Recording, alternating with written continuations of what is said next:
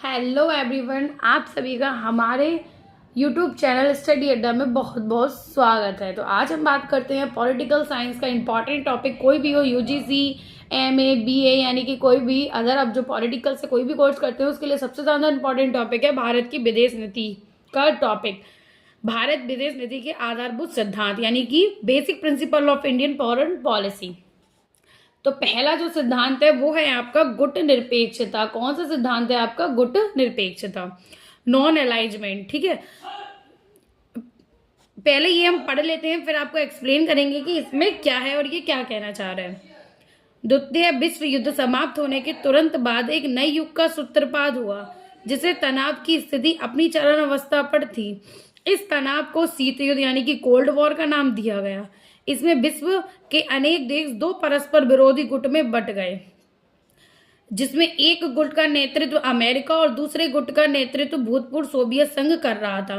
भारत ने निश्चय किया कि वह किसी भी गुट में शामिल नहीं होगा, अपनी स्वतंत्र स्थिति कायम रखेगा। गुट निरपेक्ष आंदोलन और गुट निरपेक्षता के विचार के प्रारंभ होने का मुख्य कारण अफ्रीका, लैटिन अमेरिका, भारत जैसे राष्ट्र जो उपनिवेशिक सत्ता की त्रासदी झेल चुके थे को शीत युद्ध से सुरक्षित रखना था। ठीक है, अब हम समझते हैं कि गुट निरपेक्ष था क्या। तो गुट निरपेक्ष समझने के लिए आप इतना समझ सकते हैं कि गुट निरपेक्ष पंडित जवाहरलाल नेहरू जो हमारे उस टाइम के 1961 के प्रधानमंत्री थे, 1961 में गुट निरपेक्ष की नीति आई है। तो इसमें उन्होंने इसलिए नीति को लागू करा था कि ना ही वे अमेरिका और ना ही सोवियत संघ, इन दोनों में से किसी का साथ नहीं देंगे। साथ का मतलब है कि नेगेटिविटी नहीं, इसका मतलब है ना ही वे अमेरिका का नेतृत्व, ना ही सोवियत संघ।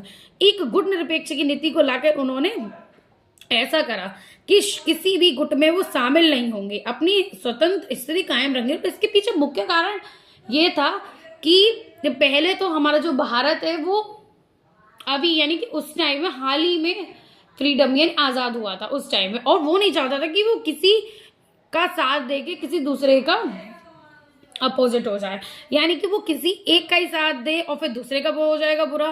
तो भारत इस चीज को नहीं कर सकते क्योंकि हम खुद इस चीज को नहीं कर सकते। तो दैट्स वो है कि ना ही इसका साथ दो और ना ही इसका साथ दो, अपनी एक अलग चलो। बट अब उल्टा है टाइम, अब एक का टाइम दिया है। बट ठीक है, जो भारत है यानी कि भारत की विदेश नीति, उन्होंने पंडित जवाहरलाल नेहरू बहुत ही महत्वपूर्ण कदम उठाया जो अभी तक प्रचलित है, यानी कि अभी भी चला। ऐसा नहीं है कि जब भी चला तो बंद हो गया, अभी भी इस नीति को बहुत अपनाया जाता है। ठीक है, तो इसमें कौन कौन सा, देखो जवाहरलाल नेहरू थे, ठीक है, जो कहाँ के थे, भारतीय थे, और मिस्र के राष्ट्रपति भी थे, इंडोनेशिया के भी थे, यूगोस्लाविया के भी थे। ठीक है, ये कई गुट निरपेक्ष आंदोलन की शुरुआत हुई। इसमें गुट निरपेक्ष आंदोलन के माध्यम से ही गुट निरपेक्ष की नीति का व्यापक प्रसार हुआ, जिसके प्रमुख तत्व निम्नलिखित है। गुट विभिन्न गुटों से दूर रहते हुए सभी देशों के साथ संबंध स्थापित करना, मतलब किसी भी गुट में शामिल नहीं होना और इनके साथ संबंध बनाना। क्योंकि जब भारत उस टाइम पे क्योंकि दो ध्रुवीय शक्तियां उभर रही थी, एक अमेरिका थी और दूसरी सोवियत संघ, और ऐसी उस टाइम पे दूसरे विश्व युद्ध हुआ था तो सब त्रासदी हो गई थी, कोई भी इतनी बड़ी शक्ति नहीं थी जो इन दोनों शक्तियों का मुकाबला करना चाहिए। भारत का तब सबसे ज्यादा इंपॉर्टेंट टॉपिक था कि इन दोनों में अपनी एक नीति का बनाना।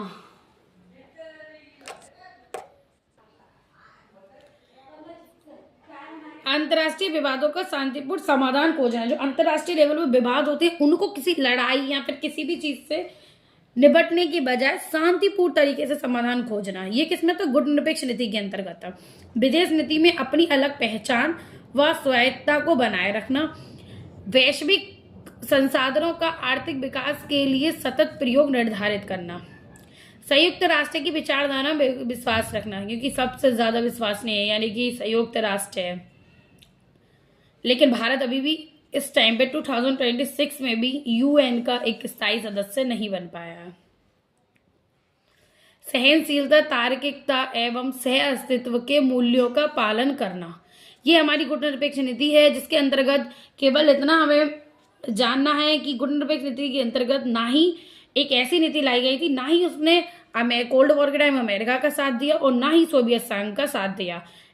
ठीक है, क्योंकि भारत को उस टाइम पे विदेश नीति में अपने विदेशी को आगे बढ़ाना था, विदेश से संबंध आगे बढ़ाने थे। और इसके अंतर्गत और भी सिद्धांत है, जैसे आप पंचशील और शांतिपूर्ण सहअस्तित्व का सिद्धांत। तो पंचशील जो सिद्धांत है वो पढ़ते हैं अभी क्या है। भारतीय दर्शन से अद्भुत उक्त मूल सिद्धांत को 1954 में उस समय औपचारिक मान्यता दी गई जब भारत और चीन ने आपसी संबंधों के आधार के रूप में पंचशील सिद्धांतों की घोषणा करी। किसके बीच में हुई थी? भारत और चीन के बीच में हुई थी, पर हस्ताक्षर किए। इन 5 सिद्धांतों की व्याख्या 1954 के भारत चीन समझौते यानी कि इंडिया चाइना एग्रीमेंट 1954 में विस्तार से की गई। यह समझौता भारत और चीन के तिब्बत क्षेत्र के बीच व्यापार संबंध सुनिश्चित करने के लिए किया गया था। इस समझौते की प्रस्तावना मतलब जो 5 सिद्धांत है वो इस तरीके से: एक दूसरे का क्षेत्रीय अखंडता संप्रभुता का आदर करना, यानी कि जो एक दूसरे की क्षेत्रीय अखंडता है यानी कि जो क्षेत्र है उसका, और संप्रभुता का आदर करना। परस्पर अनाक्रमण के सिद्धांत का पालन करना। एक दूसरे के आंतरिक मामलों में हस्तक्षेप नहीं करना, यानी कि हम चाइना से नहीं बोलेंगे और चाइना भारत से नहीं बोलेगा। समानता और परस्पर मित्रता की भावना बनाए रखना, यानी कि सब इक्वल है और परस्पर मित्रता की भावना, मतलब सब देश हैं तो इसके साथ मित्रता की भावना बना के रखनी पड़ती है। तथा शांतिपूर्ण सह अस्तित्व में विश्वास रखना। शांतिपूर्ण, इसका नाम ही यही है, यानी कि पंचशील शांतिपूर्ण सह। आपसे पूछा जाए कि शांतिपूर्ण सह अस्तित्व का सिद्धांत कौन सा है, तो सीधा आप टिक कर देना पंचशील सिद्धांत। ठीक है, थैंक यू।